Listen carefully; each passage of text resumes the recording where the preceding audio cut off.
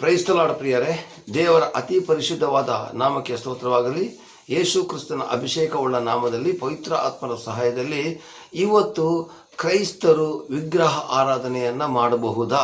ಇದರ ಬಗ್ಗೆ ಒಂದು ಉತ್ತರ ಏನಂತಂದ್ರೆ ಪ್ರಿಯರೇ, ಎಲ್ಲರಿಗೂ ಕೂಡ ತಿಳಿದಿದೆ. ಆದರೂ ತಿಳಿದಿದ್ರೂ ಕೂಡ ತಪ್ಪು ಮಾಡ್ತಾರೆ. ನಾವು ಬೇರೆ ಧರ್ಮಗಳ ಬಗ್ಗೆ ನಮಗೆ ಮಾತು ಬೇಡ.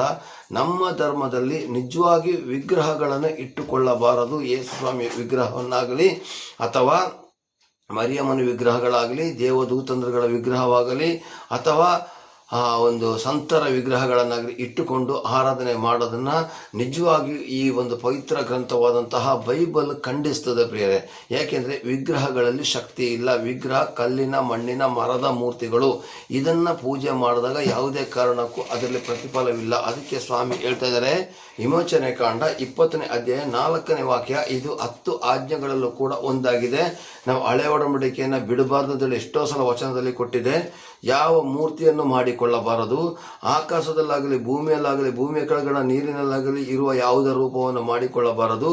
ಅವುಗಳಿಗೆ ಅಡ್ಡ ಬೀಳಲಬಾರದು, ಪೂಜೆ ಮಾಡಲಬಾರದು. ನಿನ್ನ ದೇವರಾದ ಯೆಹೋವನೆಂಬ ನಾನು ನನಗೆ ಸಲ್ಲತಕ್ಕ ಗೌರವವನ್ನು ಮತ್ತೊಬ್ಬರಿಗೆ ಸಲ್ಲಗೊಳಿಸೋನಾದರೆ ನನ್ನನ್ನು ದ್ವೇಷಿಸುವವರ ವಿಷಯದಲ್ಲಿ ತಂದೆಗಳ ದೋಷ ಫಲವನ್ನು ಮಕ್ಕಳ ತಲೆ ಮೇಲೆ 3 ತಲೆಗಳವರೆಗೂ ಬರಮಾಡುವವನಾಗಿಯೂ ನನ್ನನ್ನು ಪ್ರೀತಿಸಿ ನನ್ನ ಆಜ್ಞೆಗಳನ್ನು ಕೈಗೊಳ್ಳುವವರಿಗೆ 1000 ತಲೆ ದಯ ತೋರಿಸ್ತೇನೆ ಅಂತ ಹೇಳಿದ್ದಾರೆ. ಹಾಗಾದರೆ ಪ್ರಿಯರೇ, ನಾವು ಇವತ್ತು ನಮ್ಮ ಮಕ್ಕಳಿಗೆ ವಿಗ್ರಹ ಆರಾಧನೆ ಮಾಡೋದ್ರ ಮೂಲಕ ಶಾಪವನ್ನು ತರಿಸ್ತಾ ಇದ್ದೀವಿ.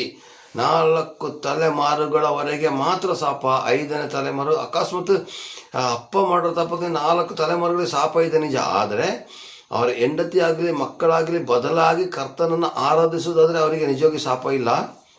ಆ ಶಾಪ ವಿಮೋಚನೆ ಆಗ್ತದೆ. ನಾವು ದೇವರ ವಾಕ್ಯದಲ್ಲಿ ಬರೆದಿದೆ 1 ಕೊರಿಂಥ 3:16 ನೀನು ದೇವರ ಆಲಯ, ದೇವರ ಆತ್ಮನು ನಿನ್ನಲ್ಲಿ ವಾಸ ಮಾಡ್ತಾನೆ, ಗೊತ್ತಿಲ್ವಾ ಅಂತೇಳಿ. ಹಾಗಾದ್ರೆ ವಿಗ್ರಹದ ರೂಪದಲ್ಲಿ ಇಲ್ಲ, ದೇವರ ಆಲಯ ನಮ್ಮಲ್ಲೇ ಇದೆ. ನೀನು ದೇವರ ಆಲಯ, ದೇವರಾತ್ಮ ನಿನ್ನಲ್ಲಿ ವಾಸ ಮಾಡ್ತಾನೆ, ನಿನಗೆ ಗೊತ್ತಿಲ್ವಾ ಅಂತೇಳಿ. ಹಾಗಾದ್ರೆ ನಾವು ಆತ್ಮೀಯ ರೀತಿಯಲ್ಲಿ ಸತ್ಯಕ್ಕೆ ತಕ್ಕಾಗಿ ಆರಾಧಿಸಬೇಕು ಅಂತೇಳಿ ಯೋಹಾನ 4ನೇ ಅಧ್ಯಾಯದಲ್ಲೂ ಕೂಡ ಬರೆದಿದೆ ಪ್ರಿಯರೇ. ಹಾಗಾದ್ರೆ ಪ್ರಿಯರೇ, ನಾವು ವಿಗ್ರಹಾರಾಧನೆಯನ್ನು ಬಿಟ್ಟು ಇವತ್ತಿನಿಂದಾದರೂ ಆತ್ಮೀಯ ರೀತಿಯಲ್ಲಿ ಆತ್ಮ ರೂಪದಲ್ಲಿ ಯೇಸುವನ್ನ ಕಾಣುವ. ಗಡ್ಡ ಬಿಟ್ಟಿರ್ತಕ್ಕಂಥ ಯೇಸುವಿನ ಫೋಟೋ ಆಗಲಿ, ಅಥವಾ ಗಡ್ಡ ಬಿಡದೇ ಇರತಕ್ಕಂಥ ಯೇಸುವಿನ ಫೋಟೋ ಆಗಲಿ, ಕೋಲು ಹಿಡಿದಿರೋ ಯೇಸುವಿನ ಫೋಟೋ ಆಗಲಿ, ಅಥವಾ ಕುರಿ ಮೇಯಿಸುವಂಥ ಯೇಸುವಿನ ಫೋಟೋ ಆಗಲಿ ಇಟ್ಟುಕೊಂಡು ಅದನ್ನು ಆರಾಧನೆ ಮಾಡಬೇಡಿ. ಏಕೆಂದರೆ ಆ ಒಂದು ತಂದೆಯಾದ ದೇವರಿಗೆ ಕೊಡತಕ್ಕಂತಹ ಒಂದು ಗೌರವವನ್ನು ನಾವು ಪೇಪರ್ಗಳಿಗೆ, ಕಲ್ಲುಗಳಿಗೆ, ಪೇಜ್ಗಳಿಗೆ, ಫೋಟೋಗಳಿಗೆ ಕೊಟ್ಟರೆ ನಾವು 4 ತಲೆಮಾರುಗಳವರೆಗೂ ಶಾಪವನ್ನು ನಮ್ಮ ಕುಟುಂಬಕ್ಕೆ ಬರಮಾಡಿಕೊಂಡ ಹಾಗೆ ಪ್ರಿಯರೇ. ಹಾಗಾದರೆ ಪ್ರಿಯರೇ, ನಾವು ಇವತ್ತು ಇದನ್ನು ಅರಿತು ದೇವರ ನಾಮನ ಮಹಿಂಪಡಿಸಿ ನಾವು ವಿಗ್ರಹಾರಾಧನೆಯನ್ನು ನಿಲ್ಲಿಸುವ. ಹಾಗೇನೆ ದೇವರು ನಿಮ್ಮನ್ನು ಆಶೀರ್ವದಿಸಲಿ, ಕೃಪೆಯನ್ನು ನಡೆಸಲಿ. Amen, amen, amen. Praise the lord.